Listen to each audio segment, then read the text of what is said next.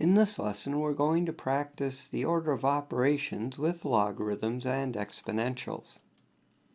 Please keep in mind that logarithms and exponentials are on line 1. They come before multiplying and dividing and adding and subtracting. Also, keep in mind that operations in the exponent are implicitly grouped. Also, arguments of a logarithm are a type of implicit grouping. Here's an example. I'm trying to find the logarithm of this quotient. What I would do first is divide, since it's part of the argument of the logarithm, and then I would find the natural log of 1.6, which is very close to 0.47. In this one, for example, I would first find the log of 15, then multiply by 2, and last divide by 7. The log of 15 is very close to 1.1761. Then I would multiply and finally divide.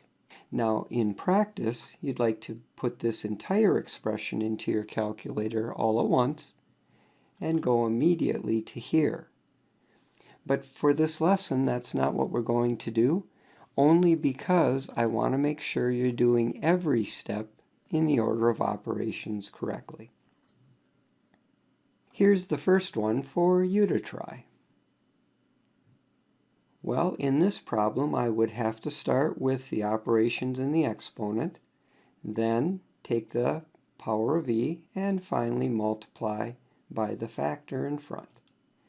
So I would multiply, find the power of e, and then multiply again. How about this one? Starting in the argument, I'd first divide, find the natural logarithm, and then divide by 7. Try this one. First, I would simplify the argument. Then I'd take the natural log of 2, and finally I would find the product. Try this one. First, I'd have to simplify this quotient and get 0.8. Next, I'd have to evaluate the logarithms.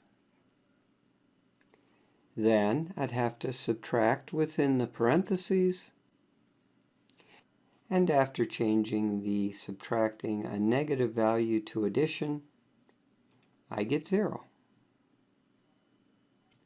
And here's the last one.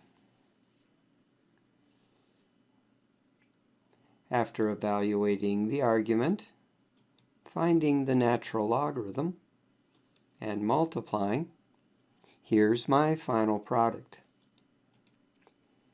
I hope this practice was helpful in using the order of operations to simplify logarithms and exponentials.